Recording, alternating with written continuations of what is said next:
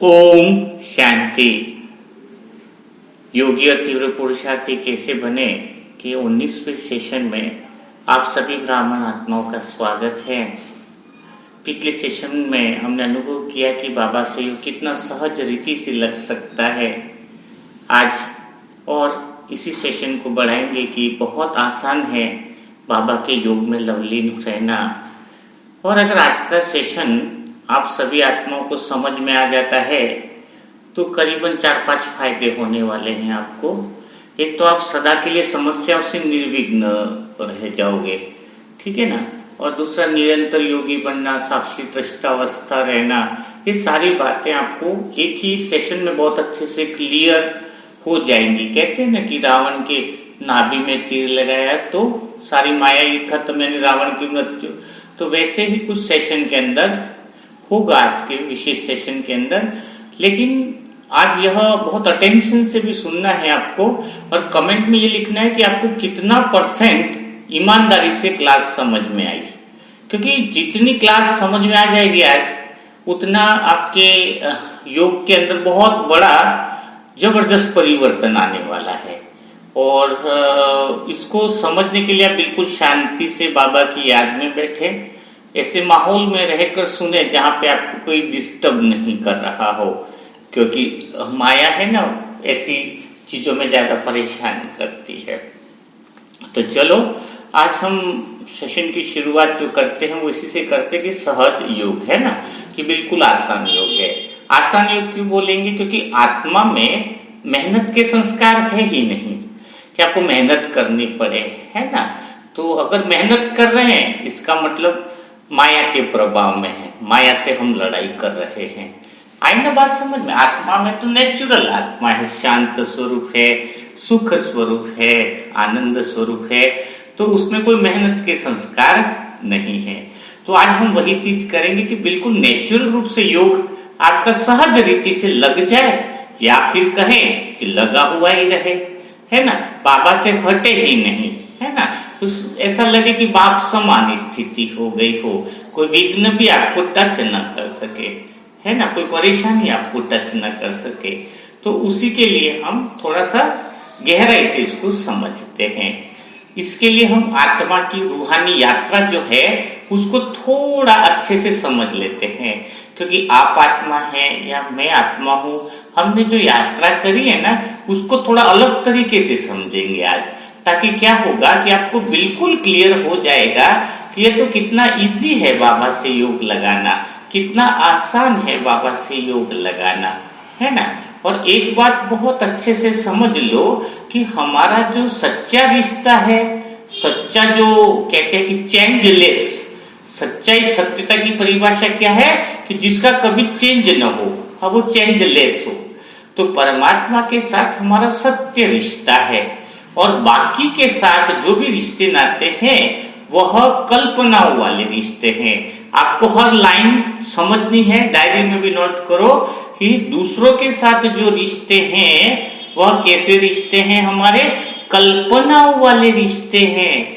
परमात्मा के साथ सच्चा रिश्ता होने के कारण ही हम उसकी तरफ आकर्षित होते हैं, उसके पास जाने का मन करता है, उसको याद करने का मन करता है। और सच्चा रिश्ता है यानी बाबा बिल्कुल हमारे करीब ही है, और सदा था, सदा है और सदा ही रहेगा, है ना। तो हमें परमधाम में भी यही अनुभव करना रहता है कि परमधाम में जब हम हैं तो क्या है कि मीठे बाबा के साथ बातचीत क्या है कि परमात्मा मुझे सच्चे रिश्ते की अनुभूति करवा रहा है, जो मेरा सत्य रिश्ता है। अब मैं आत्मा बिल्कुल ट्रुथ में परमधाम में हूँ, और बाबा मुझे इस झूठी कल्पना वाले रिश्तों से बहुत उपराम लेके गया हुआ है, और मेरे अंदर वह सत्यता की नींव इमर्ज हो गई है, जो मेरा सच्चा रिश्ता है। ठीक है, आपको यहाँ तक थोड़ी समझ में आई। इस लाइन में कौन सी बात ध्यान रखनी है कि दुनिया के साथ जो रिश्ते हैं वो कल्पनाओं वाले हैं, और परमात्मा के साथ मेरा जो रिश्ता है वो सच्चा है और बिल्कुल क्लियर है। अब एक बात आती है कि हम परम धाम से नीचे क्यों आए, है ना। यहाँ से हमारी यात्रा चालू होती है। परमधाम में हम बिल्कुल शांति से सुख स्वरूप स्थिति में थे, बैठे हुए थे। तो परमधाम से जब हम नीचे आए तो क्या क्या चेंजेस आए, थोड़ा बिल्कुल शॉर्टली और बहुत अच्छे से बताऊंगा, ध्यान से समझना कि परमधाम से जब नीचे आए ना हम लोग, तो एक रोल प्ले करने के लिए आए, ठीक है। इसलिए तो कहते कि ड्रामा है, नाटक है, सब कुछ, ठीक है। अब रोल प्ले करने के लिए आए तो हमें कॉस्ट्यूम भी मिल गया था इसका, और साथ में कल की मुरली भी इसी के ऊपर थी कि कॉस्ट्यूम भी मिला और स्क्रिप्ट भी मिली, है ना। जिन्होंने नहीं सुनी उसको बहुत अच्छे से समझ लो कि जब हम रोल के लिए आए, किसी का रोल निभाते स्टेज पे, तो क्या चीज मिलती है हमें, एक तो कॉस्ट्यूम यानी कपड़ा मिलता है, और एक हमें स्क्रिप्ट मिलती है कि आपको क्या बोलना है, क्या करना है, वगैरह वगैरह, ठीक है। तो अब आत्माएं सतयुग में जब नीचे आए, ठीक है, तो तब से हम कलयुग के अंत तक रोल प्ले कर रहे हैं। यानी क्या प्ले कर रहे हैं, तब से लगाकर हम जो भी प्ले कर रहे हैं वह रोल प्ले कर रहे हैं। यानी हम एक तरह से रोल प्ले करना, यानी ओरिजिनल नहीं होगा रोल तो कैसा होगा, डुप्लीकेट ही है। रोल में तो ओरिजिनलिटी नहीं है ना, खाली रोल ही है ना, वो ओरिजिनल तो आत्मा ही हुई, है ना।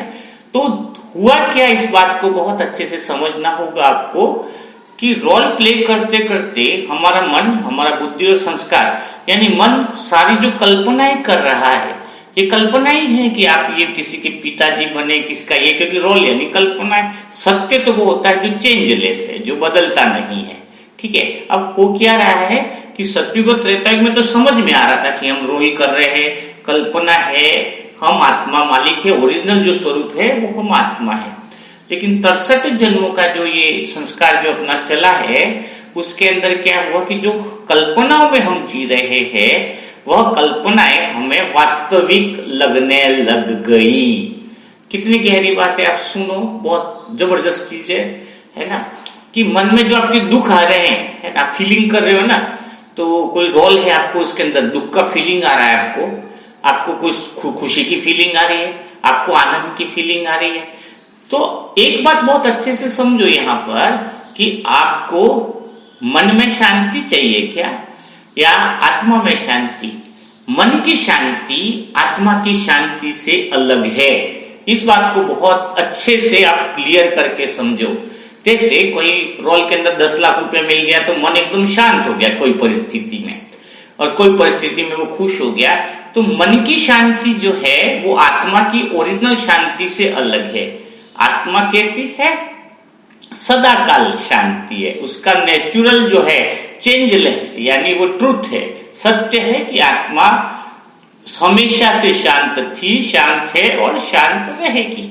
लेकिन जो मन को जो शांति मिल रही है, कोई रोल के अंदर शांति मिल रही है, कोई 4 व्हीलर ले आया और वो खुश हो गया, मन खुश हो गया, कोई बहुत अच्छी पदोन्नति मिल गई और मन शांत हो गया, फिर मन झगड़ा में भी आ गया है, दुखी भी हुआ, तो मन की शांति आत्मा की शांति से अलग है। इस बात को क्लियर समझो कि आपको मन से डिफरेंट होना ही पड़ेगा, क्योंकि मन जो है वो आत्मा के अंदर है, लेकिन मन के अंदर आत्मा नहीं है।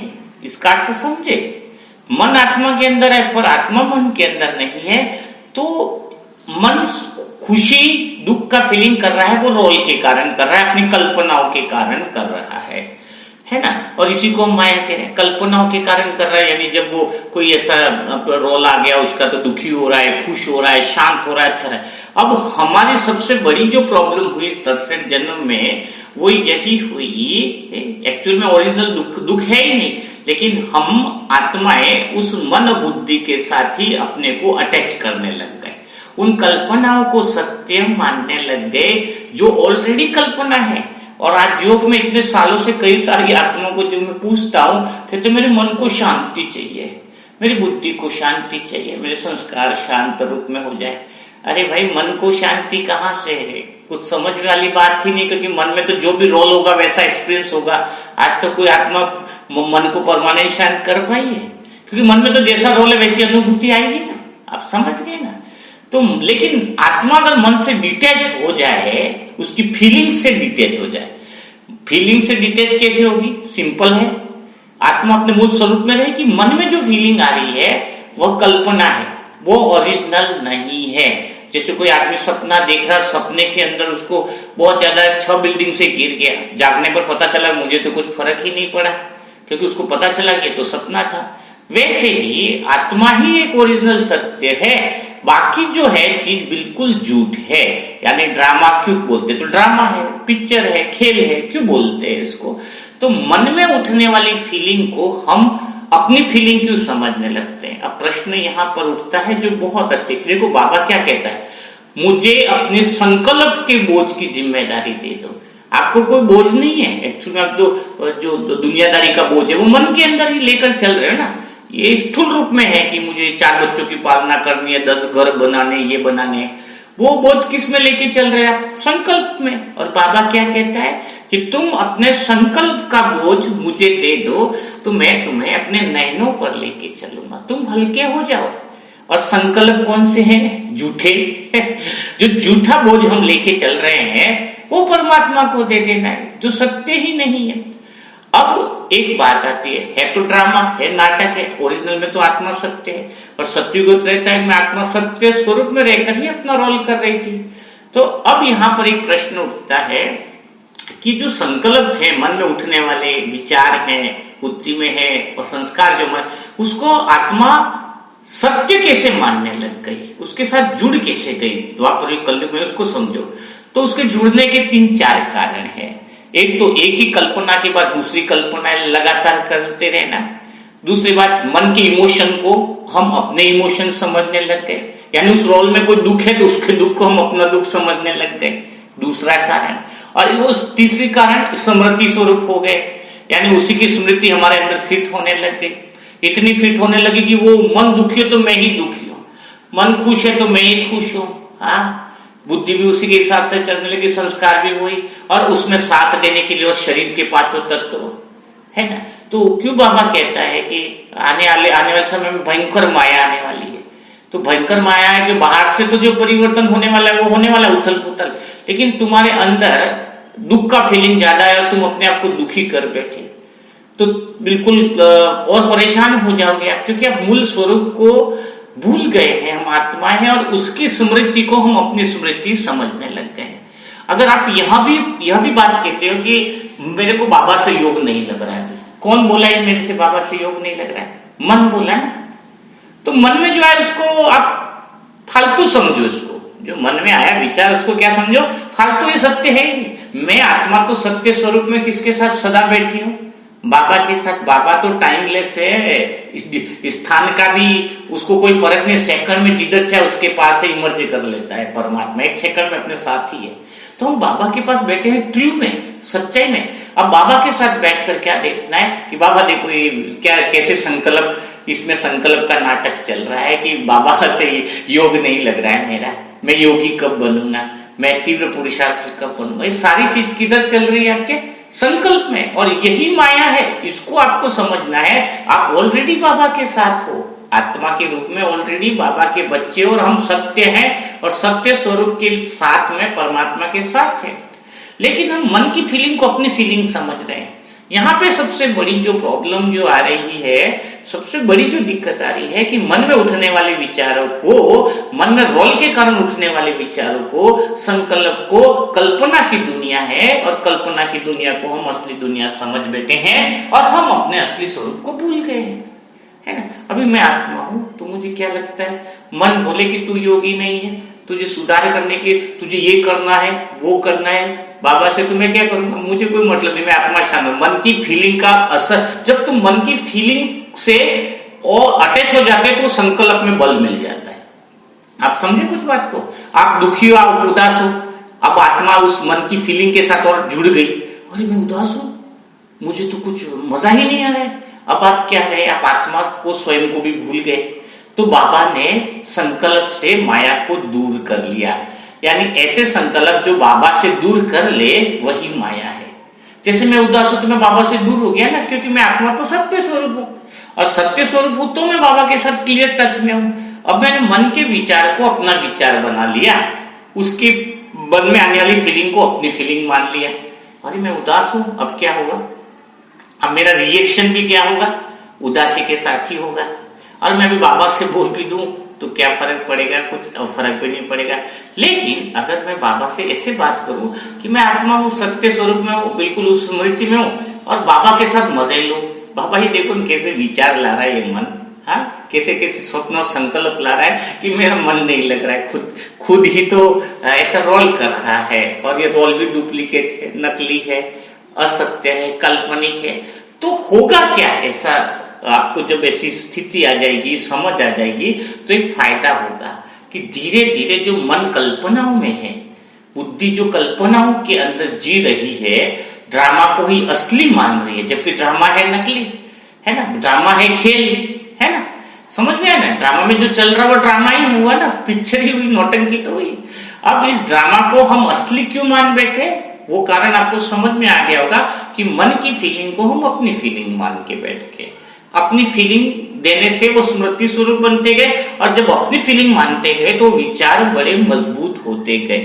तो बाबा कितना प्यार से यहाँ पर कहता है कि तुम अपने संकल्प के बोझ को मुझे दे दो, विचारों के बोझ को मुझे दे दो। यह है असली जिम्मेवारी बाबा को देना है। कौन सी?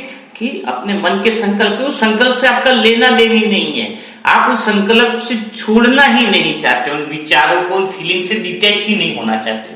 अगर कोई आत्मा 7 दिन तक भी यह प्रैक्टिस कर ले, जो मैं कहना चाह रहा हूं, अगर बातें आपको समझ में आ गई हो, तो वो आत्मा सत्य स्वरूप में रहे, संकल्प की फीलिंग से डिटैच है, उसकी फीलिंग मेरी फीलिंग नहीं है, गुस्सा कर रहा है मन, दुखी हो रहा है, वो तो मैं दुखी नहीं हो रहा हूं, वो काल्पनिक है, असत्य है, थोड़े समय के लिए टेम्परेरी है, और आप आत्मा भगवान के साथ साक्षी होके उसको देखोगे तो उस मन में जो काल्पनिक धारणाएं लेकर बैठा है, काल्पनिक मान्यताएं, संस्कार जो लेकर के बैठा है, उसमें भी सत्यता की खुशबू आएगी और आसपास ऐसी शांति हो जाएगी, आसपास ऐसा प्रेम हो जाएगा कि भले जो रिश्ते भी नकली है उसमें भी सत्यता की अनुभूति होने लगेगी।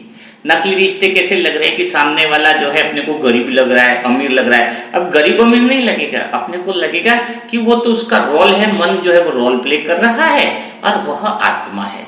यानी हम सबको सत्य स्वरूप में ही देखने लगेंगे। जैसे अभी मैं आपको कुछ बता रहा हूं तो क्या अनुभव हो रहा है कि मैं आत्मा सत्य स्वरूप में स्थित हूं और आप भी सारी आत्माएं सत्य स्वरूप में स्थित होकर के इसको सुन रही है, समझ रही है, और बाबा आपके साथ बैठा हुआ है, बाबा आपको शक्ति दे रहा है, बाबा आपको पावर दे रहा है, और वही पावर अब मन की तरफ जा रही है। यानी मन जिसने आपको फंसा रखा था, अब आप बंधन मुक्त हो रहे हो, आप आत्माएं होश में आ रही हो, आप आत्माएं अपने सत्य स्वरूप में आ रही हो, और आप आत्मा का जो परमात्मा के साथ जो सच्चा संबंध है, उस संबंध को अनुभव कर रही हो। तो सोचो जरा, पूरा दिन नेचुरल स्थिति में योग लगेगा, है ना, क्योंकि समझ में आ गया कि मन कल्पना वाला है, काल्पनिक है, उसको हम अपने विश्वास से, उस विश्वास को बल मिल जाता है। मन दुखी है, आप अपने आप को उस फीलिंग से जोड़ देते हो, मन की जो फीलिंग है उस फीलिंग से अपनी फीलिंग जोड़ देते हो, आप भी दुखी का चोला पहन लेते हो।